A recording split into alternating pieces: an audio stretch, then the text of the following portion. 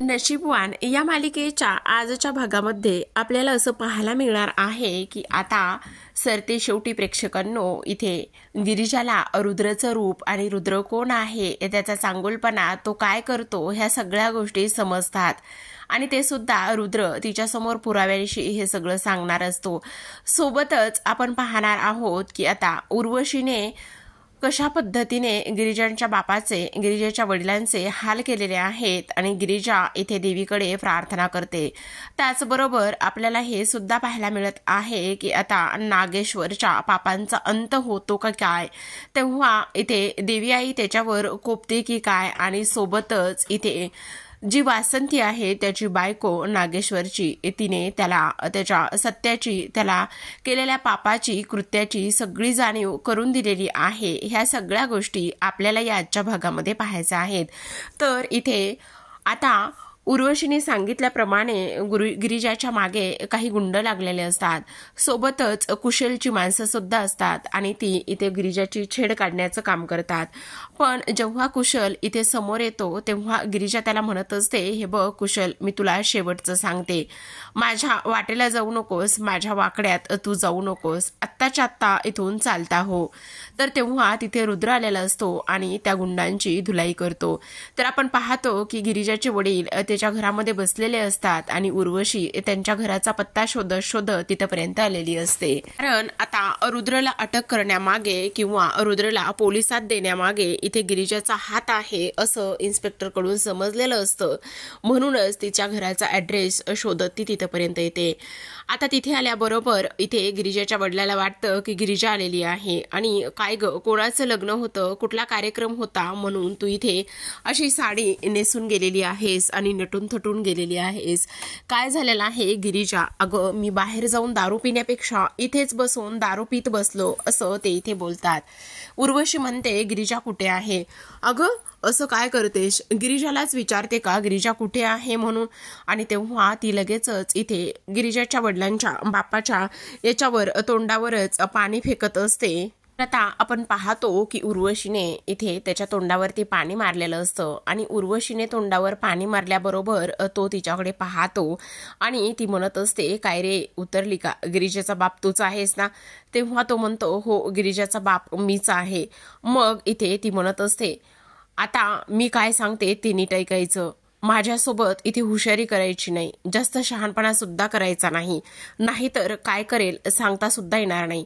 तर आपण पाहतो गिरिजा समोर रुद्र आलेला असतो आणि तेव्हा गिरिजा डोळे मोठे करूनच रुद्र प्रतापकडे पाहत असते। आता रुद्र इथे प्रत्येक गुंडाची इथे चांगलीच धुलाई करत असतो आणि प्रत्येकाला चांगलाच धडा इथे तो शिकवण्याचं काम करत असतो। आपण पाहतो गिरिजा त्याच्याकडे पाहत असते तर रुद्र एक एक करून सगळ्या गुंडांची चांगलीच धुलाई करत असतो आणि गिरिजाला तर आतापर्यंत असं वाटत होतं की नाही, इथे मीच फक्त याला मारत होते आणि मीच ह्या गुंडांची धुलाई करत होते असं तिला इथे वाटत असतं। तेव्हा आता गिरिजाचा हात तो पकडतो आणि गिरिजाचा हात पकडल्यानंतर त्या बाकीच्या गुंडांची सुद्धा तो चांगलीच धुलाई करत असतो। तेव्हा आपण पाहतो इकडे उर्वशी गिरिजाच्या वडिलांना चांगलंच धमकावत असते। तो म्हणत असतो, तू कोण आहेस आणि ह्या बापाला मला तू अशी का बोलतेस? आता ती म्हणत असते, मी काय करते ना हेच तुला दाखवते असं म्हणूनच आता इकडे ती त्याच्या वडिलांशी अरेरावी करत बोलत असते। तेव्हा आपण पाहतो की गिरिजाशी मला बोलायचं आहे, गिरिजा तुझी मुलगी आहे ना असं ती म्हणते। तेव्हा ते म्हणतात, माझी गिरिजा मुलगी नाहीये आणि इकडे तो दारूच्या नशेत काही बडबड करतो असं गिरिजाला वाटत असतं। तर तेव्हा आपण पाहतो गिरिजा तिथून जायला लागते तर तिचं लक्ष किचनमध्ये जातं। आता गिरिजाचं उर्वशीचं लक्ष किचनमध्ये गेल्यानंतर तिथेच गिरिजा आणि तिच्या धाकट्या भावाचा फोटो असतो, जो फोटो ती हातामध्ये घेते आणि तो फोटो हातामध्ये घेतल्यानंतर इथे ती म्हणत असते, गिरिजा मी तुला सोडणार नाही, आता तू घरात नाहीयेस पण बघ मी काय करते ते आणि काय नाही ते, तुला चांगलाच अक्कल आणि अद्दल घडवल्याशिवाय राहणार नाही असं इथे ती बोलते. तुझ्या बापाला आत्ता मी चांगलाच धडा शिकवणार आहे असं सुद्धा इथे ती बोलते. आणि त्यानंतर तिला आठवतं कशा पद्धतीने गिरिजाने त्या चिखलामध्ये दगड फेकला होता आणि तो सगळा चिखल इथे गिरिजाच्या अंगावरती उडाला होता. आणि तेव्हा इथे ती असा विचार करते की काही जरी झालं तरी सुद्धा इथे मला ह्या गिरिजाला चांगलाच धडा शिकवायचा आहे असं सुद्धा इथे ती बोलत असते. आपण आता इथे पाहतो की इकडे जी उर्वशी आहे ती म्हणत असते काही जरी झालं तरी सुद्धा इथे मी शांत बसणार नाही आणि तेव्हा इथे मी तुला चांगलाच धडा शिकवेन हे सगळं ती बोलत असते. तर आपण पाहतो की आता इकडे ती तिच्या वडिलांना बाहेर खेचत असते आणि बाहेर खेचल्यानंतर ती सुरुवातीला तिच्या वडिलांच्या अंगावर चिखल फेकण्याचं काम करते. तर इकडे आता कुशलने गिरिजाचा हात पकडलेला असतो आणि तो तिला चांगलाच धमकवण्याचा प्रयत्न करत असतो. आता रुद्र तिथे येतो आणि रुद्रवरती जी गुंड इथे हल्ला करत असतात ते गिरिजा पाहते. तेव्हा रुद्र सगळ्यांचा जो काही हल्ला त्याच्यावर केलेला असतो तो सगळा झिडकारून लावण्याचं काम करतो. प्रत्येक गुंडाची चांगलीच बऱ्यापैकी तो इथे धुलाई करत असतो. आपण पाहतो की आता रुद्रने चांगलाच इकडे गुंडांचा माज उतरवण्याचा प्रयत्न केलेला असतो. आता उर्वशी तो फोटो इथे फेकून देते आणि उर्वशीने तो फोटो फेकून दिल्यानंतर इकडे ती तिच्या वडिलांना हाताला धरतच अंगणामध्ये घेऊन आलेली असते. अंगणामध्ये आणल्यानंतर ती त्यांना असंच ढकलून देते आणि ते लगेच तिचे वडील खाली चिखलामध्ये पडलेले असतात. ते अगदी शुद्ध हरपलेले असतात. त्यांना चांगलीच दारू चढलेली असते. काय होतंय त्यांच्याबरोबर ह्या गोष्टी त्यांना समजत नाहीत आणि उर्वशीने अशा पद्धतीने ढकलल्यामुळे त्यांच्या अंगाला पूर्ण चिखल लागलेला असतो. पूर्ण ते चिखलामध्ये माखलेले असतात. इथे ते बेशुद्ध किंवा शुद्धीत नसतात, त्यामुळे इथे त्यांना काय होते काही समजत नसतं. तर आपण इकडे दुसऱ्या बाजूला पाहतो की आता रुद्रने चांगलीच गुंडाची धुलाई केलेली असते. तर गिरिजा पाहत असते. गिरिजाला तर शॉक लागल्यासारखंच ती पाहते. हा माणूस असा कसा असू शकतो? हा तर वेडा आहे ना, हा तर मेंटल आहे ना, मग तरी सुद्धा हा सगळ्या ह्या गोष्टी कशा पद्धतीने करतो हे त्याला कळत नाही. आणि इकडे कुशल सुद्धा रुद्रप्रतापचा हा अवतार पाहिल्यानंतर त्याला सुद्धा धक्काच बसतो. कारण रुद्रने चांगलीच गुंडाची धुलाई केलेली असते आणि गुंडांची धुलाई केल्यानंतर आता ते सगळे गुंड पळून जायच्याच मार्गात असतात. आपण पाहतो की आता गिरिजाचे वडील पूर्ण चिखलाने माखलेले असतात. तेव्हा उर्वशी त्यांचा शर्ट पकडूनच त्यांना उठवण्याचं काम करते आणि म्हणत असते ए चल उठ, ए चल उठ. तर इथे आजूबाजूला सगळे लोक पाहत असतात. तर आपण पाहतो आता उर्वशीने त्याची कॉलर पकडलेली असते आणि चल ए उठ, चल ए उठ असं म्हणतच त्याला उभं केलेलं असतं. तर इकडे आता रुद्रने सगळ्या गुंडांची धुलाई केलेली असते. आता नंबर असतो तो म्हणजेच की कुशलचा. कारण कुशलने गिरिजाचा हात पकडलेला असतो आणि तेव्हा कुशल लगेचच तिथून पळ काढत असतो. आता गिरिजाने इथे रुद्रच्या खांद्यावर हात ठेवलेला असतो आणि तेव्हा दोघं एकमेकांच्या नजरेत बराच वेळ हरवलेले असतात. तर आपण पाहतो की आता इथे जो रुद्र आहे तो सुद्धा गिरिजाकडे पाहत असतो. इकडे खूपच सुंदर असं सॉन्ग बराच वेळ प्ले असतं. त्यांचंच टायटल सॉन्ग नशिबवानचं आणि दोघं एकमेकांकडे पाहतात. तेव्हा इकडे गिरिजा म्हणत असते तुम्ही इथे कसे? आणि तेव्हा रुद्र म्हणतो गेले ते पळून. हां, मीच त्यांची चांगली धुलाई केली आणि मलाच घाबरून ते पळून गेलेले असणार आहेत. रुद्र म्हणतो काय, तुम्हाला घाबरून पळून गेलेत? हो, मग तुम्हाला नाही माहिती, मी मगाशी अशी धुलाई केली ना त्यांची, त्यामुळेच ते घाबरले असतील आणि पळून गेलेत. पण मला एक गोष्ट सांगा, तुम्ही पोलीस स्टेशनमध्ये होतात ना, तुम्हाला तर पोलीस घेऊन गेले होते, मग तुम्ही इथे कसे? खरं खरं सांगा. तेव्हा रुद्र म्हणतो अहो, पोलीस गुन्हेगारांना पकडतात, सज्जन माणसाला नाही. तेव्हा गिरिजा म्हणते तुम्ही आणि सज्जन? तेव्हा तो म्हणतो हो, नाही, नक्कीच तुम्ही काहीतरी वशिला लावलेला असेल आणि त्यानंतरच तुम्ही ते पोलीस स्टेशनमधून सुटलेला असतील, बरोबर की नाही? मी ना नक्कीच पळून आलेला असणार आहेत प्रभास. तेव्हा रुद्र म्हणतो प्रभास?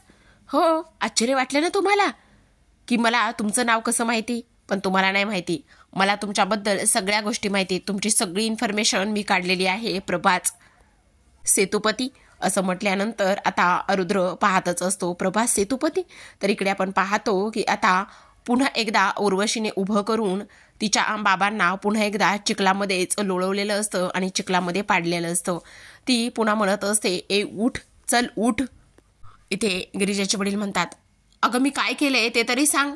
तेव्हा आता उर्वशी म्हणते, तू काय केलेस? तू बाप आहेस ना तिचा, बाप, हीच चूक आहे तुझी. तेव्हा तो म्हणतो, मी बाप नाहीये तिचा, बाप नाहीये. तेव्हा उर्वशी म्हणते, बाप असल्याचा पश्चाताप होणार आहे तुला, समजलं? रुद्र तिला म्हणत असतो, अच्छा प्रभास सेतुपती म्हणजे?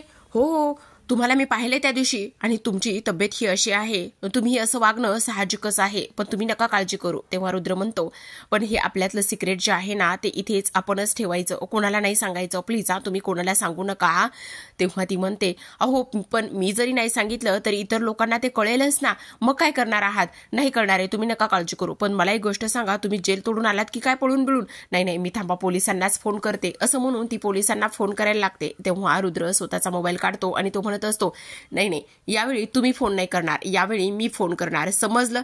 तर आपण इकडे पाहतो की आता उर्वशीने त्याची कॉलर पकडलेली असते आणि तेव्हा ती म्हणत असते, इकडे आता उर्वशी म्हणत असते, तुझी पोरगी आहे ना ती गिरिजा, मग तिला लायकीत राहायला सांगायचं, समजलं तुला? असं म्हणूनच ती तिला खाली धक्का देते. तेव्हा तिचे वडील जोरातच गिरिजे म्हणून ओरडत असतात. तर इकडे आता रुद्रने त्याच्या मित्राच्या बहिणीला आणि त्याला इथे फोन करून बोलावून घेतलेलं असतं, जेणेकरून गिरिजाचा सगळा गैरसमज दूर होईल. आता गिरिजा जोरातच ओरडते आणि तेव्हा रुद्र म्हणतो, म्हणजे आतापर्यंत मी ज्या काही गोष्टी इथे तुम्हाला सांगत होतो, गोष्टी इथे तुम्ही अजिबात ऐकल्या नव्हत्या की काय? तेव्हा गिरिजा म्हणते, नाही तसं काही नाही, पण तुम्हाला एक गोष्ट सांगू, तुम्ही काय केलेलं आहे की इथे चोर सोडून संन्यासालाच फाशी दिलेली आहे.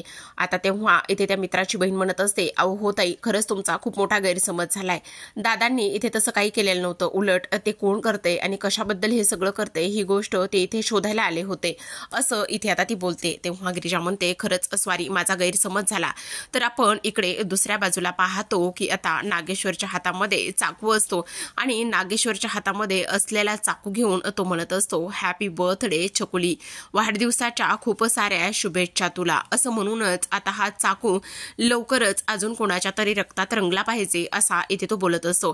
तेवढ्यातच आता गुरुजींचा नागेश्वरला फोन आलेला असतो आणि गुरुजींचा नागेश्वरला फोन आल्यानंतर गुरुजी म्हणत असतात, तुमच्या सगळ्या पापांची मुक्तता होण्यासाठी इथे मी एक धागा तिथे ठेवलेला आहे, तो धागा तुम्हाला हातावर बांधायचा आहे. जर तो तुम्ही धागा हातावर बांधला तर इथे तुमच्यावर तुम्ही जे काही पाप केलेली आहेत ती सगळी धुतली जातील असं, आणि त्याचा तुम्हाला त्रास होणार नाही असं इथे ते बोलतात.